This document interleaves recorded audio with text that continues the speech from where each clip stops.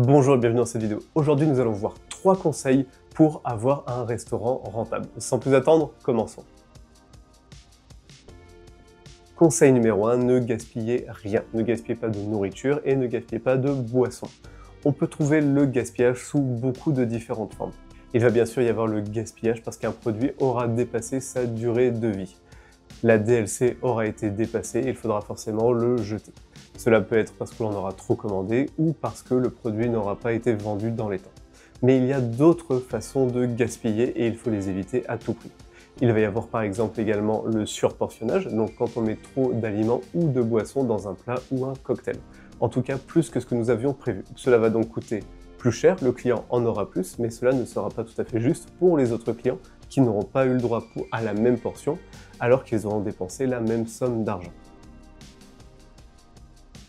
Second conseil, connaissez chacun de vos coûts de préparation, surtout pour chacun de vos plats et chacune de vos boissons. En effet, il y a trop de restaurateurs qui n'ont aucune idée de combien leur coûtent vraiment les produits qui sont à la carte.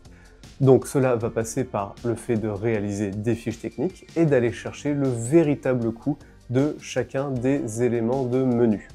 On va trouver par exemple la fiche technique d'envoi, donc cette fois-ci pour les produits qui vont partir directement à la clientèle. Mais avant ça, on peut également faire des fiches techniques de préparation.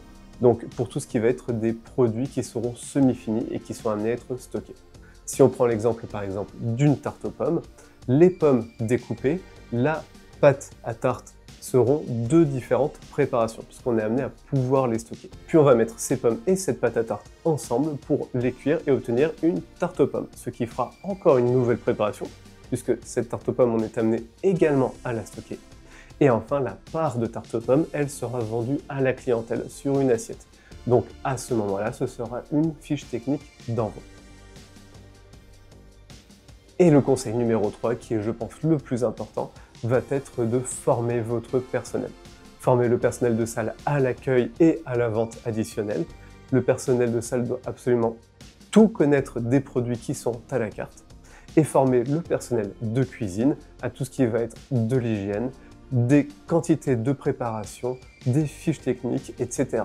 J'espère que cette vidéo vous a plu. Pensez à mettre un j'aime, à la partager et à vous abonner.